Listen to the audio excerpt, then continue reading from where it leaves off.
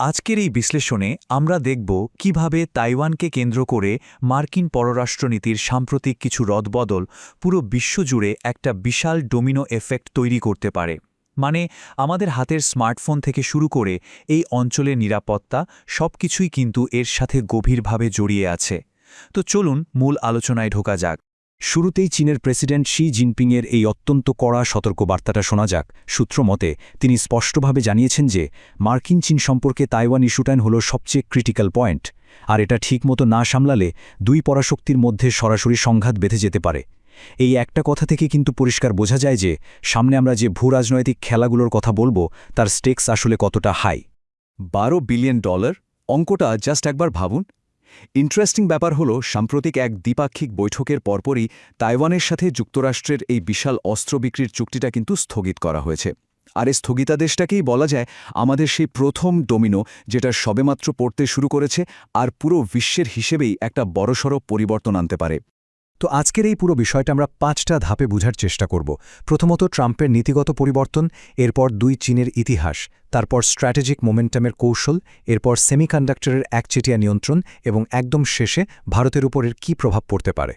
প্রথমেই আসা যাক আমাদের 1 নম্বর পয়েন্টে, ট্রাম্প প্রশাসনের নীতিগত পরিবর্তন। দশকের পর দশক ধরে চলে আসা পুরনো মার্কিন কূটনৈতিক নিয়মগুলো কিন্তু এখন সরকারের একেবারে সর্বোচ্চ মহলে নতুন করে হিসেব নিকেশ করা হচ্ছে। এই যেমন শীর্ষ বৈঠকের পরপরই অস্ত্র চুক্তি আটকে গেছে। শুধু তাই না, সোর্স বলছে তাইওয়ানকে এখন অন্য কোনো ট্রেড ডিল, ধরুন কমার্শিয়াল জেট বা কৃষিপণ্য চুক্তির ক্ষেত্রে একটা নেগোশিয়েটিং চিপ বা দর কষাকষির হাতিয়ার হিসেবেও দেখা হতে পারে। তার ওপর যুক্তরাষ্ট্র থেকে তাইওয়ানের দূরত্ব প্রায় ৮৫০০ মাইল, যার ফলে মার্কিন প্রতিরক্ষা প্রতিশ্রুতি নিয়েও নতুন করে অনেক প্রশ্ন উঠছে। বর্তমানের এই পরিবর্তনটা ঠিক কতটা সিরিয়াস সেটা বুঝতে হলে আমাদের ১৯৮২ সালের 6 অ্যাসুরেন্স বা ৬টি প্রতিশ্রুতির দিকে তাকাতে হবে। এটা ছিল রিগান আমলের একটা একদম সলিড মার্কিন প্রতিশ্রুতি। সেখানে পরিষ্কার বলা হয়েছিল যে তাইওয়ানের কাছে অস্ত্র বিক্রির ব্যাপারে যুক্তরাষ্ট্র কখনও চীনের সাথে কোনো আলোচনা বা পরামর্শ করবে না। অথচ এখন তাইওয়ানকে দর কষাকষির একটা পসিবল অপশন হিসাবে ভাবা হচ্ছে, যেটা কিনা এই ঐতিহাসিক নীতির একদম উল্টো। তবে তাইওয়ানও কিন্তু এসব দেখে একদমই চুপ করে নেই। তাদের সরকারি বিবৃতিতে খুব দ্রুত এবং কড়া ভাষায় জানিয়ে দেওয়া হয়েছে যে তাইওয়ানকে কোনোভাবেই বলি দেওয়া হবে না। অর্থাৎ এই দ্বীপরাষ্ট্রটি কিন্তু নিজেদের সার্বভৌমত্ব রক্ষায় নিজেদের মতো করেই পুরোপুরি প্রস্তুত হচ্ছে। আচ্ছা, এবার 2 নম্বর পয়েন্টে যাওয়া যাক। 2, চীনের ইতিহাস।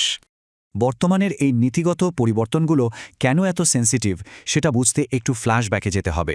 ১৯২৭ সালে চীনে শুরু হওয়া সেই দীর্ঘ গৃহযুদ্ধের পর ১৯৪৯ সালে মাও জেদংয়ের কমিউনিস্ট বাহিনী মূল ভূখণ্ডের পুরো কন্ট্রোল নিয়ে নেয়, আর তখন চিয়াং কাই শেকের জাতীয়তাবাদী বাহিনী পিছু হটে এই তাইওয়ান দ্বীপে এসে আশ্রয় নেয়। এখানে দুটো টার্ম খুব ভালো করে ক্লিয়ার হওয়া দরকার। একটা হলো পিআরসি বা গণপ্রজাতন্ত্রী চীন, যেটা ওই মূল ভূখণ্ড, আর অন্যটা হলো আরওসি বা রিপাবলিক অফ চায়না, যেটাকে আমরা সাধারণভাবে তাইওয়ান বলে চিনি। অবিশ্বাস্য হলেও সত্যি, মাত্র 2,30,00,000 মানুষের এই দেশটার অর্থনীতি প্রায় $1 ট্রিলিয়ন, যা এদের বিশ্বের 22তম বৃহত্তম অর্থনীতিতে পরিণত করেছে। আর এই পুরো সময়টাতে যুক্তরাষ্ট্র এই অঞ্চলে যে নীতিটা খুব সাবধানে মেনে চলেছে সেটা হলো স্ট্র্যাটেজিক অ্যাম্বিগুইটি বা কৌশলগত অস্পষ্টতা। সহজ কথায়, তাইওয়ানকে সামরিকভাবে রক্ষা করা হবে কিনা এই ব্যাপারে ইচ্ছাকৃতভাবেই কোনো ক্লিয়ার কাট হ্যাঁ বা না প্রতিশ্রুতি না দেওয়া। এর ফলে চীন যেমন আক্রমণের সাহস পায়নি, তেমনি তাইওয়ানও আনুষ্ঠানিকভাবে স্বাধীনতার ঘোষণা দিতে পারেনি। দুপক্ষকেই একটা সতর্ক অবস্থানে আটকে রাখা হয়েছিল। এরপর আসি 3 নম্বর পয়েন্টে, স্ট্র্যাটেজিক মোমেন্টামের কৌশল। মূল ভূখণ্ড চীন আসলে একটা গুলিও না ছুড়ে তাইওয়ানকে নিজেদের করে নেয়ার জন্য দারুণ একটা ছক কষছে। এই গভীর কৌশলগত চিন্তাটাকে বলা হয় শি, মানে সরাসরি কোনো যুদ্ধে না জড়িয়ে নিজেদের ফেভারে এমন একটা পরিস্থিতি তৈরি করা যাতে জয় এমনিতেই নিশ্চিত হয়। সোর্স অনুযায়ী গভীর অর্থনৈতিক কানেকশন তৈরি করা এবং ইউনাইটেড ফ্রন্টওয়ার্ক ডিপার্টমেন্টের মাধ্যমে ভেতরে ভেতরে জনমত নিজেদের দিকে টেনে আনার কাজটাই তারা খুব সাইলেন্টলি করে যাচ্ছে। আর এর রেজাল্টটা কতটা ভয়াবহ সেটা এই ডেটা দেখলেই বোঝা যায়। ২০০০ সালে যেখানে ৩০টি দেশ তাইওয়ানকে কূটনৈতিক স্বীকৃতি দিত, আজ সেটা কমতে কমতে মাত্র ১২টি দেশে এসে ঠেকেছে। অর্থাৎ এক চীন নীতির অর্থনৈতিক পাওয়ার খাটিয়ে তারা তাইওয়ানকে গ্লোবাল স্টেজে একরকম এক ঘরে করেই ফেলেছে। কিন্তু যুক্তরাষ্ট্রের সাপোর্ট যদি সত্যি সত্যি কমে যায় তাহলে তাইওয়ানের নিজস্ব ব্যাকআপ প্ল্যানটা কি? এই স্ট্র্যাটেজিটাকে বলা হয় পর্কিউপাইন ডিফেন্স বা সজারু প্রতিরক্ষা ব্যবস্থা।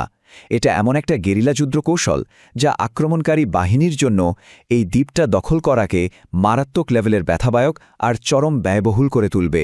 সজারুকে গিলতে গেলে যেমন গলায় কাঁটা ফোটে, ঠিক তেমনটাই আর কি।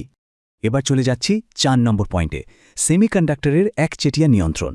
আমরা এখন দেখব মাত্র 2.3 কোটি মানুষের একটা ছোট দ্বীপ কিভাবে পুরো বিশ্বের অর্থনীতির চাবিকাঠি হাতে নিয়ে বসে আছে।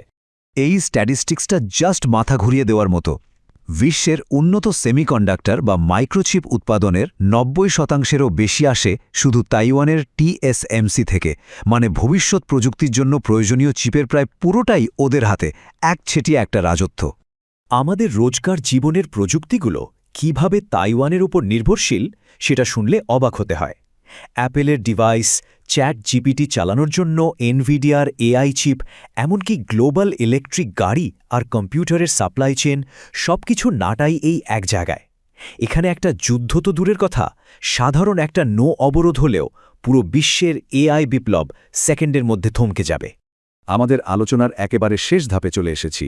পয়েন্ট নাম্বার 5, ভারতের জন্য এর প্রভাব। এখন প্রশ্ন হল, 5000 মাইল দূরের একটা ঝামেলা নিয়ে আমাদের এই এশিয়ান উপমহাদেশ কেন এত মাথা ঘামাবে? কারণ ভূরাজনৈতিক ভারসাম্য একবার যদি তাইওয়ানের দিকে শিফট হয় তাহলে কৌশলগত মনোযোগ খুব স্বাভাবিকভাবেই এই অঞ্চলের অন্যান্য বিতর্কিত সীমান্তগুলোর ওপরে এসে পড়বে। একটা জায়গায় সফল হলে অন্যদেরও ঝুঁকি বাড়ে। আসল চিন্তার বিষয় হল, অন্য দেশের ভূখণ্ডের ওপর চাপ সৃষ্টির এই সেম টেমপ্লেটটা কিন্তু ইতিমধ্যেই ভারতের সীমান্তে প্রয়োগ করা হচ্ছে। গালওয়ানে অনুপ্রবেশ, অরুণাচল নিয়ে বারবার দাবি তোলা, ডেমচকে উত্তেজনা কিংবা সাক্সোগাম উপত্যকায় অননুমোদিত নির্মাণ, এগুলো সবই কিন্তু একই সুতোয় গাঁথা। একটা সীমান্তে যদি বিনা বাধায় পার পাওয়া যায় তবে আশেপাশের দেশগুলোর নিরাপত্তাও মারাত্মক হুমকির মুখে পড়ে। তো আমাদের আজকের এই বিশ্লেষণ এখানেই শেষ করছি। তবে শেষে একটা বড় প্রশ্ন কিন্তু থেকেই যায়। বৈশ্বিক জোটগুলো যখন বদলাচ্ছে আর সাপ্লাই চেন এত বড় ঝুঁকির মুখে, তখন ভূরাজনীতির এই ডমিনো এফেক্ট সামলাতে দেশগুলোকে ঠিক কিভাবে প্রস্তুত হতে হবে? এই অনিশ্চিত পরিস্থিতিতে এটা এমন একটা প্রশ্ন যার উত্তর আমাদের সবাইকে খুব দ্রুত খুঁজে বের করতে হবে।